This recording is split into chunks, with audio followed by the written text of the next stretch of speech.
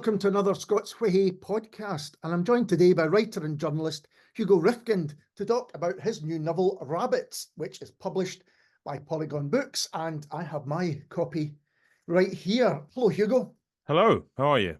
I'm really well, thanks. I'm really well. Before actually we get into the book, can we talk about the cover? Because it's quite an arresting cover. It's beautiful, isn't it? Who's responsible for that?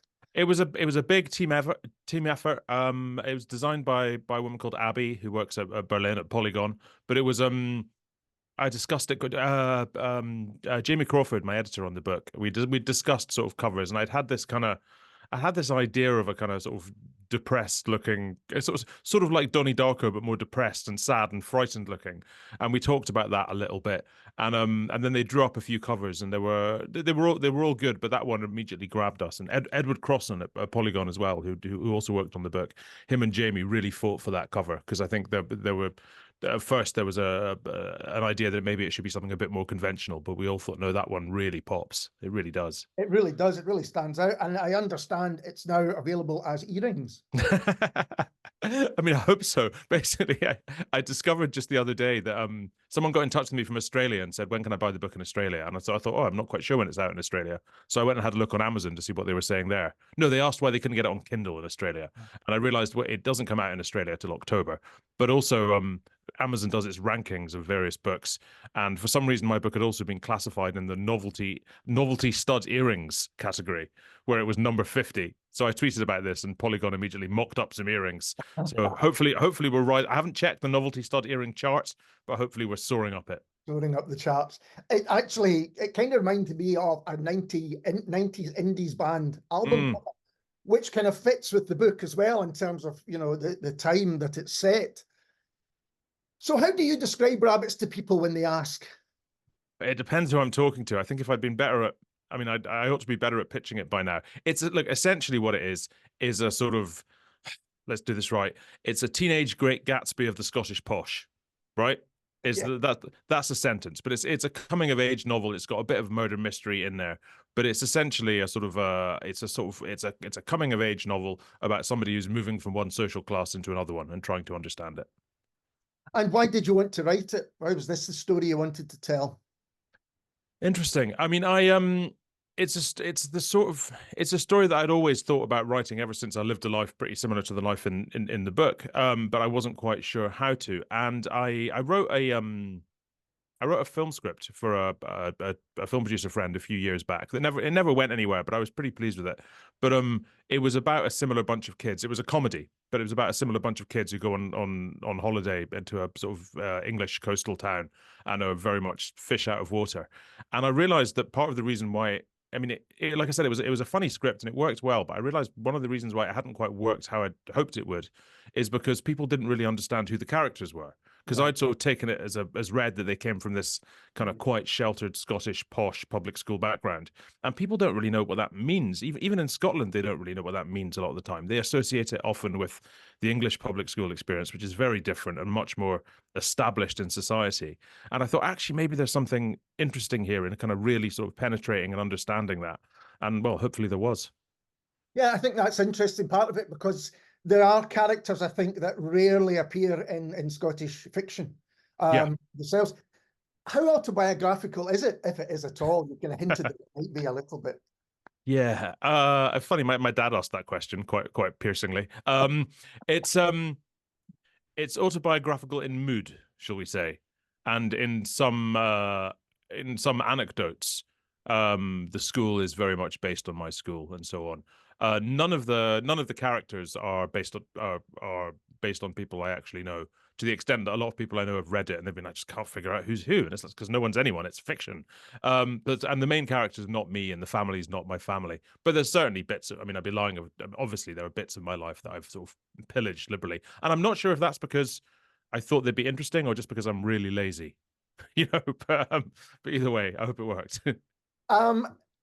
That the lives of how would you describe the kind of landed gentry? Would that be how the ruling classes?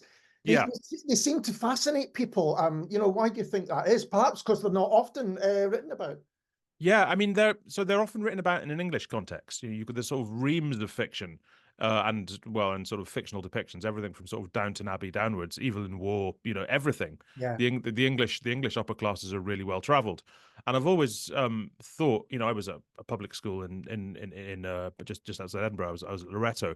I've always thought that kind of fiction, like, it's recognizable enough from my experience to understand it and to empathize with it, but it's not really the Scottish experience at all, because there's really crucial differences. One of the main crucial differences is that the Scottish, that section of Scottish society, I suppose landed gentry is about right, but gentry sounds a bit grand, Yeah. because they're often quite crumbling, and while they're moneyed in most contexts, in the context that they find themselves in, they're kind of struggling. They're failing to hold down estates. They often run farms that aren't working.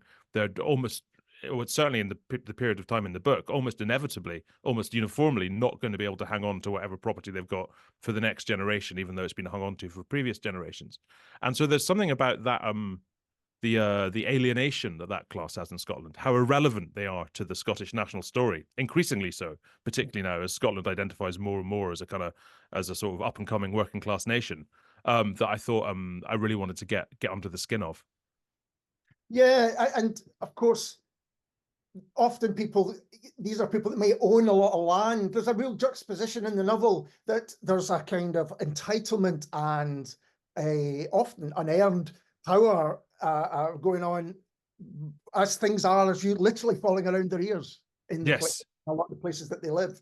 Yes, and it's not. I mean, certainly in my own experience, because I mean the school I was at, Loreto, it was quite a Spartan, brutal place to spend time at school. But because of the ethos, and I think maybe the time as well, I had no idea while I was there how different people were. Like, of the kids there, some of the kids were the kids of kind of sort of Edinburgh and Glasgow professional families that were like doctors' kids, sort of lawyers' kids, that kind of stuff. There were also these kids of the kind of what would have once been the elite of, as you say, the landed gentry. You didn't know the difference when you were at school. Everybody sort of, wore the same clothes and looked the same. No one had really any money on a day-to-day basis, but you didn't need to have it because you were stuck in a boarding school anyway.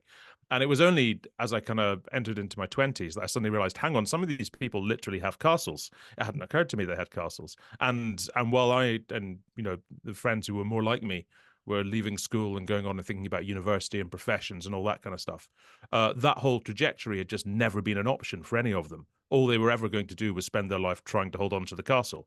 And then when they failed to hold on to the castle, or if not a castle, a stately home, whatever, a big house in the country, sometimes just a farm, but if they're not going to hold on to it, then their whole life experience is defined by what they've not managed to do. And it's a really sort of bleak but fascinating thing.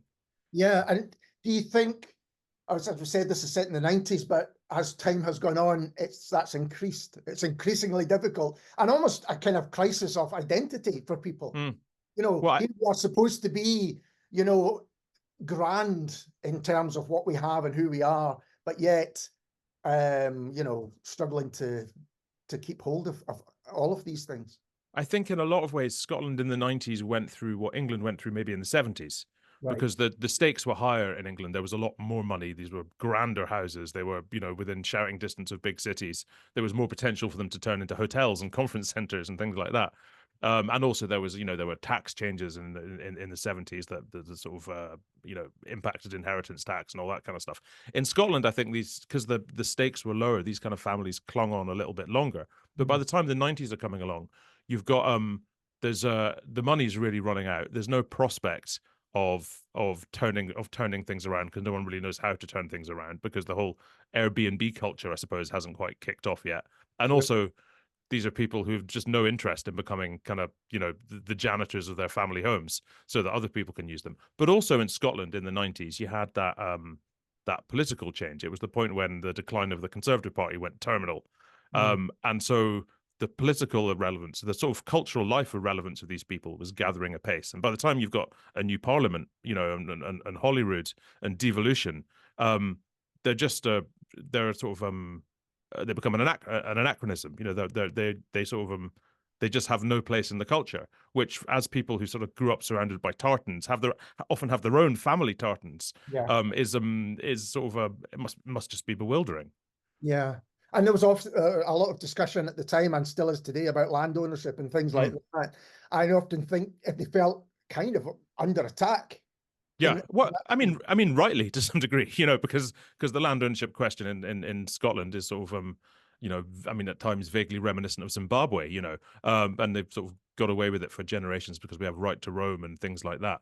But yeah, they would have found themselves in this sort of thoroughly unjustifiable situation, but also alienated from even the arenas in which the discussion about it was happening, you know, because there were no. I mean, something I've spoken about a bit since writing the book, and I guess it wasn't so much in my mind while writing it, but I just reflect on now. When you look at the nearest equivalent you'd have to these people in England, you're talking about your David Cameron types, your Boris Johnson types. You know, they I mean, not at this immediate moment, but until very recently, they sort of dominated English public life. In Scotland, they're just not there. There's nobody from this sort of background in Holyrood, literally nobody, you know, because it's just not done. So it's a very different sort of experience. Yeah, I mean, you have to go back to the 70s, I'm thinking, if I remember rightly, for examples, to actually be in government. Yeah, I'm sure I'd have thought so, yeah. And of course, the thing is about it being these people being under attack, as is clear in the book, they have guns. Yes. There's a lot of poor animals get treated. Well, it's the kind of ritual, isn't it? That part of that hanging on to identity is keeping those rituals that that make, you know, the social strand that they are kind of keep going. Yes, well, and they hang on to the rituals, but they I mean, they're the same. The rituals of kind of sort of hunting and shooting and fishing, basically. Yeah. They're again, it's sort of quite hard to see because they're the trappings of upper class life that get adopted by people as they, at least until recently, as they sort of rise up through stratas, you know. So I mean, the shooting industry in Scotland is still very healthy, but it's not dominated by sort of landowners and their friends anymore. You know, it's all sort of it's all businessmen having a weekend. It's work away days and things like that. But it is a culture, yeah, that sort of began with the well, I mean, it's a theme I draw on heavily in the book, but perhaps the reason I basically make a link in the book between the fact that these are people whose lives revolve around guns, and I track that back to the way that these people, they were once the officer class, they were once the knight class. You know, they were trained to war because the way they've defended their interests for centuries and centuries is literally through conflict, either by fighting to defend them or fighting on behalf of the monarch or the crown in order to be given more of them and keep more of them.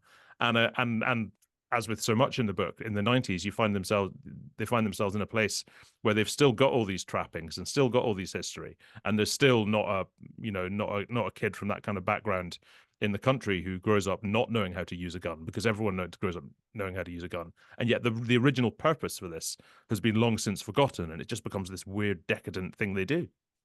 Yeah, I think it's interesting that when guns were and made the headlines in the 90s, it was either, you know, Salford or areas like that, or people shooting on the 12th, the glorious. Yes. And kind of nothing in between, thankfully. Which is a very distinctive British thing, because if you think in America, I mean, guns are a working class obsession. Hunting is a working class obsession in America, whereas Britain, with the class system, it's not how we work. The book brings to mind quite a few comparisons. For instance, the similarities which other people have stated about Saltburn. Is that fair for a start? And what do you make of such comparisons? Well, I mean, I'll take it because it's wonderful for sales. So you know, I thought that might be the case. the more anyone wants to say that, the better. Obviously, look, Saltburn hadn't. I mean, the book was sold and, you know, all but gone to press by the time Saltburn came out. So I had one of those kind of like, you know, cold sweats when I heard about Saltburn. I was like, oh no, has somebody done this but bigger and on a bigger budget? Actually, I think Saltburn, for a lot of the reasons we've been talking about, Saltburn's quite different, because Saltburn is about an elite that's still an elite and somebody who's trying to penetrate it. You know, the elite in Saltburn are not, I mean, the family in Saltburn are in decline, but the elite, but the class that they're a part of, there's no question of them being in decline. So that's very different. To be honest, I think Saltburn is the kind of depiction of the English/British posh that that made me want to write a different one. Yeah. If you see what I mean. It's a much more traditional sort of depiction. I mean, it's odd to describe Saltburn as a traditional depiction when considering the things that man does to the open grave, for example. But in terms of the social vibe, I think it's a much more traditional kind of sort of Julian Fellows-ish look at the posh than Rabbit's is. Yeah, no, absolutely. I was thinking about other works which were brought to mind when I was reading it, and the novels of Ian Banks. I'm thinking, who else has done something similar in terms of the influence of, you know, horrible things perhaps happening in his youth and then having to deal with them later on. There's something similar Yeah. there. I mean, I was obsessed with Ian Banks. I'm still broadly obsessed with Ian Banks. You know, I must have read every one of his books several times. And I remember the first time I read The Crow Road, for example. I'd have been maybe 15 or so, 15, 16. And I'd not read a book that spoke so directly to my experience of Scotland before, you know, because he was very good at writing about all classes, Ian Banks, but he understood the interplay of class very well, and classes relates to Scotland and so on. But he also he does he knows how to put something shocking in the heart of a story and then get characters to sort of react to it. And the way they react to it is often with a kind of, oh well, you know, and they kind of sort of get on, and so it impacts the plot, but it doesn't necessarily, like, nobody's ever that traumatized in an Ian Banks book, despite the terrible things going on, which I always think is really interesting. And often you've got people who are still trying to hold on to power as well. Yes. So record some of the bad Family news. declines. Yeah, there's a few of them. Yeah. Yeah, yeah. And The Crow Road's a really interesting example because Rabbits has one of the most arresting openings I've read in some time, which reminded me of a kind of the opening of The Crow Road as well. In terms of that, did you have the kind of opening at the beginning, or when did that appear and you thought, yeah, I've got this. This is the way to open this novel? I must have had it at the beginning. The kind of the circumstances by which I came to write it exactly as it was are quite odd. In the we spoke before about how I had that thought maybe I could write a book in this sort of you know, about these sorts of characters, and basically what I did is I sat down one free afternoon and I wrote the first, I guess, 2,000 words, which are not that different from the first 2,000 words as published, more or less. I can't remember if it was exactly the same first sentence, but it was the same first event basically. And then I forgot about it, Right. and maybe a year and a half later, I was hunting on my computer for something else, and I came across this 2,000 words I'd written, and I was like, oh, I was like, I can see the whole story. I can see where this goes, and it's a bit like, I often feel the most creative you are as a writer is when you've just read the first chapter of somebody else's book, because it's all been presented to you and you're fizzing with like potential about what direction it could go in, what could happen, what's going to happen to this person, what it all means. It's all open to you and your mind has to do all the work. And it was a bit like that experience for me, except with something I'd written. So I guess the short answer to your question is yes, I think I had it right at the beginning, although I don't remember having it.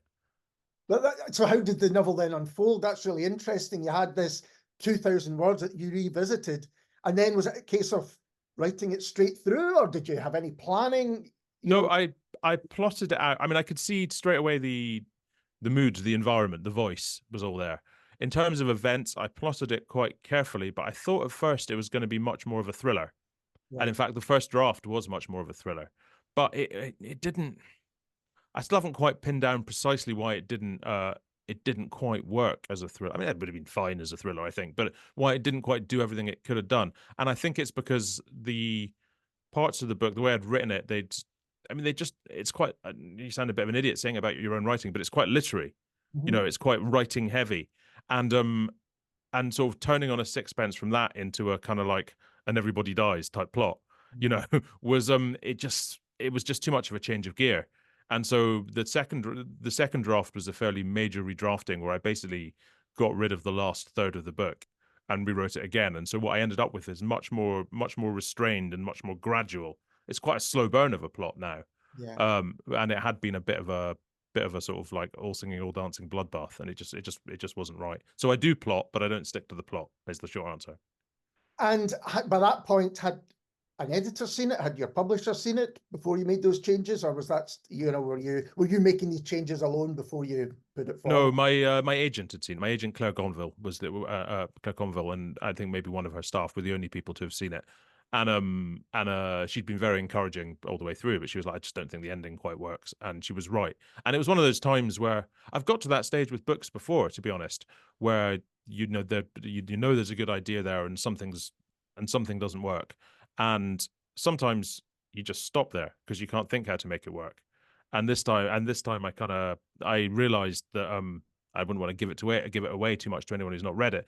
But I'd realized that I realized I got the villain wrong. I'd realized that somebody who in the first draft had died quite early on had to actually not die because they could be useful.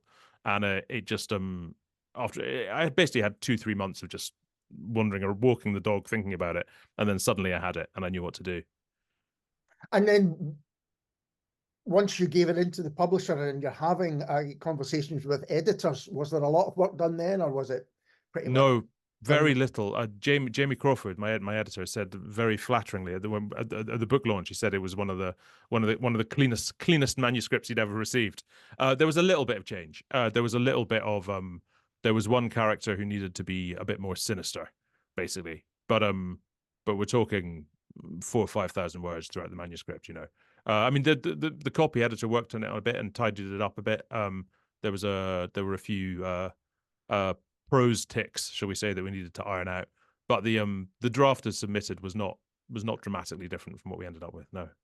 No, that's really interesting. Because I think that relationship is an interesting one in general, and I think it says a lot about a good editor who just says he doesn't feel I've got to make changes here because it doesn't need the changes. I think that's really interesting. Well, I mean, being a journalist, I'm used to being edited at the whim of my editor, you know, just that particular afternoon. And so I would have, I mean, don't tell them that, but I'd have put up with being edited far more, you know, because it's an experience I'm very used to.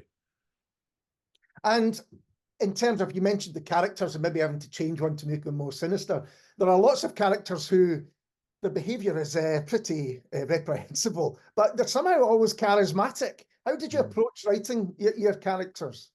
Especially if they're not based on people, as you say they're not. Well, no, I mean they're not. I mean there are character traits I've compiled from various places, but no, they're not. So I mean, two things I always I think two things I always think when writing characters is you've got to be able to imagine any story from the perspective of any character. You know, every character is their own main character, so they've got to have the same motives. They've got to have the same. You've got to be able to understand what the narrative is that they're going through, even if you're never writing it down. So that kind of helps. The fact that they were charismatic, I just wanted to get that. I mean, the whole point is that they're charismatic. I wanted to get that the extent to which Tomo is sort of seduced into that world. And there is that thing when you're a teenager that you do. I think it's a universal thing that you do think there's always a bigger, better world just at your fingertips. You know, there's always the sort of the cooler, more charismatic people, and sometimes those charismatic people end up not being that charismatic when you know them better. Sometimes it ends up being sort of really hollow, and but also even those charismatic people, they've got to be plagued by their own insecurities, and so the charisma comes not really from the character themselves, but from the perspective of the narrator, I suppose, because he's seeing what he wants to see. I also wondered if the charisma of some of the characters came from the confidence of their background as well. You know, I think it's an appealing thing. It might turn out to be a terrible thing when if the confidence is kind of, you know, not has any kind of status or grounding, but it can be an appealing thing, I think. Yeah, I mean, well, so I mean, the two main other characters who aren't the narrator. There's his friend Alan, who's quite sort of bookish and intellectual, and has learned. You know, he's the guy who plays guitar. He's the sort of Renaissance man teenager that you do get, and people like that, they do kind of exude confidence. And there's a manner in which, I suppose, towards later on in the book, his confidence slightly falls apart because his life doesn't work out how he intends it to. The other, probably the main other character is Johnny. Who's the brother of the guy who's found dead right at the beginning of the book, and he's a character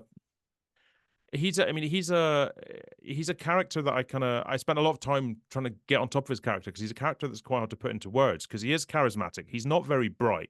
He's not stupid, but he's not interestingly bright. He doesn't have particularly interesting thoughts. He's quite violent and quite defensive, but incredibly sort of loyal. And he's kind of got this I don't know. It's like, despite being a kind of, despite defining himself in rebellion to the environment he's in, particularly in terms of his school and his family background, he's exactly that kind of sort of like, you know, lower level, upper class officer foot soldier the class system and the empire has kind of, you know, rested on. Someone who's sort of like fierce and dogged and has this sort of passionate class loyalty towards the people around him, but doesn't ask too many questions. And he's kind of exactly that.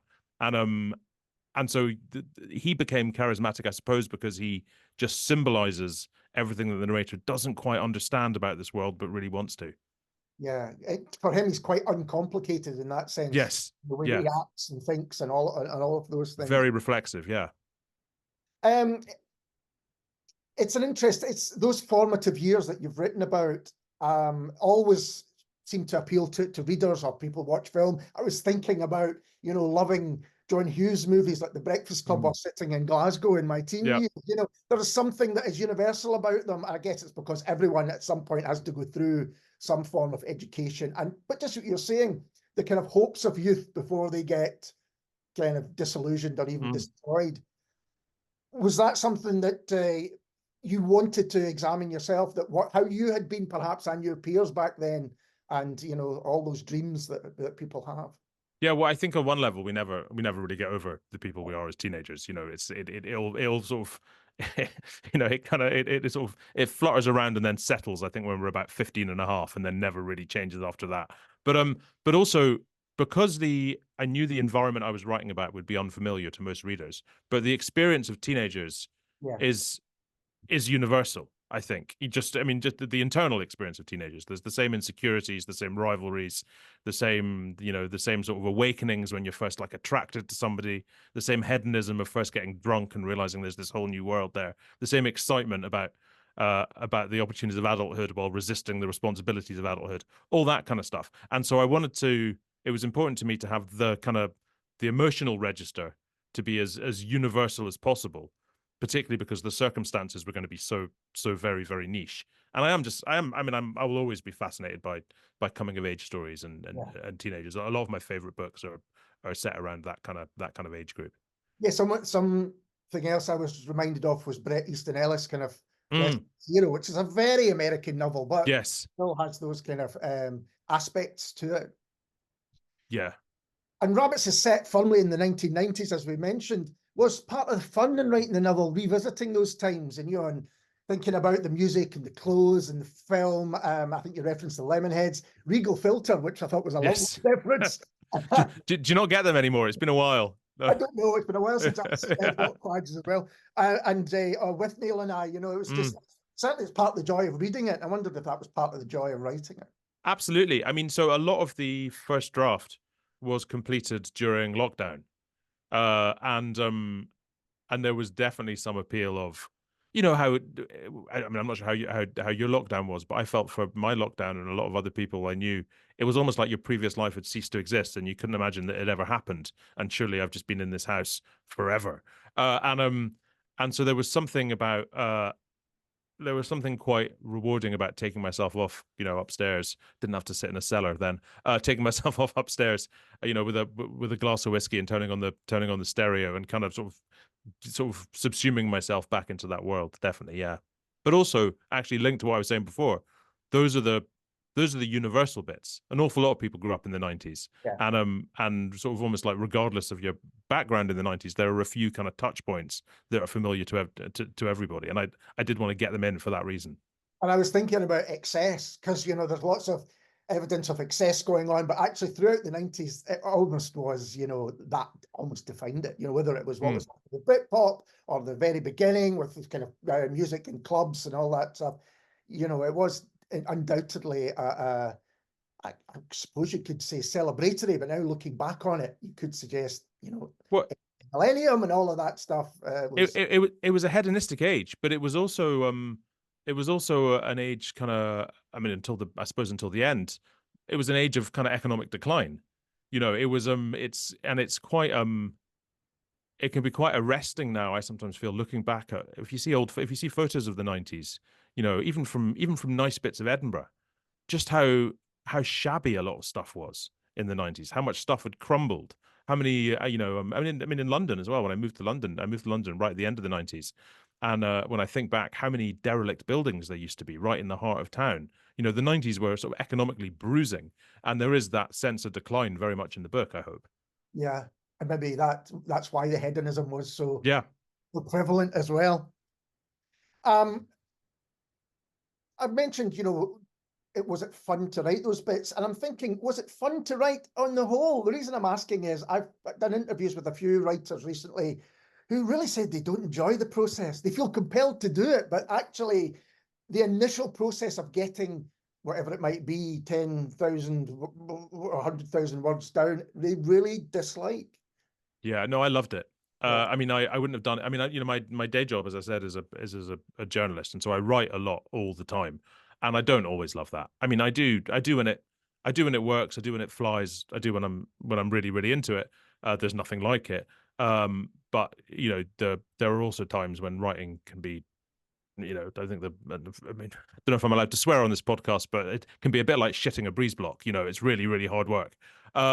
Whereas this was my side project of love, and so I enjoyed every bit of it. I didn't enjoy when I knew the first draft hadn't worked and I needed to figure it out. I'm not a huge fan of the figuring out stuff, but I really like getting into the world and getting one word after the other and seeing how it works. And when you start to hear your characters' voices, like, I mean, since I finished writing the book, I really miss the characters. I spent so much time with them. I really yeah, and I almost to the extent that when I'm back up in Edinburgh and I go to see like old friends, I'm a bit disappointed that they're not around, because I feel they should be. So yeah, no, I loved writing it. I think that's quite a common thing with writers as well, is that their characters, if live with them after Yeah. the book's out and published. That's interesting to hear, because one of the authors I was thinking of is probably better known as a journalist as well, and really didn't enjoy writing his novel. But Right. I wouldn't say who that is now. Although I'm sure he wouldn't mind. How does it differ, writing as a journalist to writing fiction? Do you look at them as separate, or is there a connection? I mean, on a good day, they're not that separate. On a good day, journalism works like fiction in that you're writing what you want to write. The word limit isn't a massive constraint and burden, and you can follow your thoughts to where they want to go, and you still kind of remain on message. Generally speaking, though, journalism is just vastly more disciplined. You can't. I mean, I write somewhere in the region of 3,000 to 5,000 words a week for publication for the paper. You can't always be inspired. You've got to if you've got a deadline at 4 o'clock, you've got a deadline at 4 o'clock, and so you're always just doing your own best effort at the time. Whereas with a novel, because I mean, generally speaking, certainly for me, a novel's not written to deadline. It's you can't hide behind the fact that, like, oh well, that was as good as I could do before I had to press send. It's got to be as good as you can do. So it's so there's kind of there's good and bad there. I think, I mean, in journalism, when I'm writing, when I've got a bit more space, if I'm doing like a magazine feature that's running to several thousand words, then it's a relatively similar process. But I don't really think of them as being that similar. There's very very different muscles. So in this case, the writing the novel was almost your time away from it. It was almost like I can relax and go into that world, to this fictional world.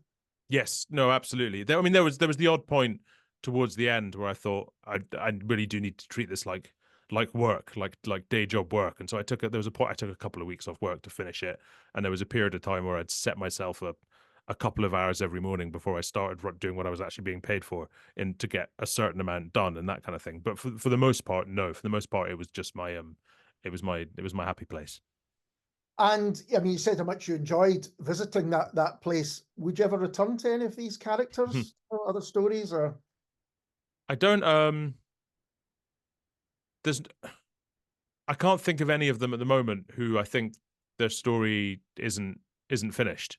I mean, the interesting part of their story isn't finished, because I think the novel runs, we meet these characters when they're 16, and by the end, well, by the very end, I guess they're mid-20s. Looking back from the mid-20s, I don't unless I really thought of some events that could happen. I don't think so, because their future lives sort of weigh on the story quite heavily. It's not just a snapshot of that time. You know, a lot of what the themes are is all about what's going to be happening when these characters are 30, 40, 50. I mean, like we mentioned the character Johnny. I won't say what happens to him in the book, but I find it very hard to even imagine him at the age I am now. Even what did he do? What would his life have turned out? How would he have possibly connected with the world? And so I don't feel like there's a lot left to be told there.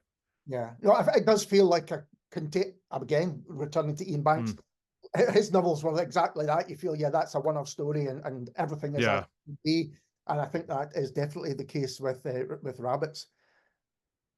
Recently, going back to your work as a journalist, or maybe not even recently, maybe this is always the case. Have you found that fact is stranger than fiction? Stranger, I don't know. Stupider, certainly. I mean, I think, I mean, the world I cover as a journalist, I sort of feel went pretty mad in about 2014, I would say, and still is. I mean, it's maybe we've stopped being mad in this country. I'm not sure, but and it's been I sort of basically, how to put this, since the election we've recently had in the UK, since Labour came into power, I feel an awful lot of journalists, and particularly journalists like me, it's almost like we've got to learn a new gig altogether, because it's been so easy for the last 10 years to say this is stupid. They're doing this thing and they don't mean it, and it's stupid, and they know it's stupid and they're pretending it's not stupid, and that's a really fun way to write. You know, I mean, however mad it makes you feel, it's always nice to have a good excuse to on the page give somebody a kicking, and there's been no end of excuses lately. And now we're in this world where you've got a government that seems to be putting forward policies that actually believes in, that actually thinks might happen. I was talking about this I do the news quiz on Radio 4. I was talking about this last week. I was saying it's not like all of a sudden, it's not like you've got this government saying things like, you know, we're going to put asylum seekers and wigwams on the moon. You know, they're actually, when they suggest policies, they do intend to make them work, and they think they will work. And it's a whole different gig. And so, yeah, so I think we're going to have to sort of change gear in the media quite a lot in terms of how we cover things. Otherwise, we'll just end up sounding shrill and odd. And I don't think you should ever have a situation where the media is, well, it's not good for the media to be more shrill than government. Put it that way. It's been nice for the media being the calm bit of the equation lately. It will be interesting to see how, like the news quiz or Private Eye or any kind of satirical area has to perhaps change, even if it's just for a short period, because it was excessive that yes, you know, things will have to change. And you mentioned you're probably not going to revisit any of the characters in Rabbits, but do you have any plans for another novel, or is it just all about rabbits at the moment? No, I have plans for numerous novels. And given that there was a period of time of 20 years between Rabbits and my last novel, I'm not sure how many of them I'm going to get, how long I've got. But I don't think the next one will take me 20 years, put it that way. Well, I tell you, I don't really like talking about novels, and very different from journalism. Novels, when I'm writing them, I think there's a danger that you can talk them out, and the process of talking them makes you not want to write, or just disincentivizes you from writing them, because you've exercised that muscle already. I think it's a dangerous thing for writers to do. That said, it's about politics. There you go. Yeah, that's something to look forward to. Certainly, plenty of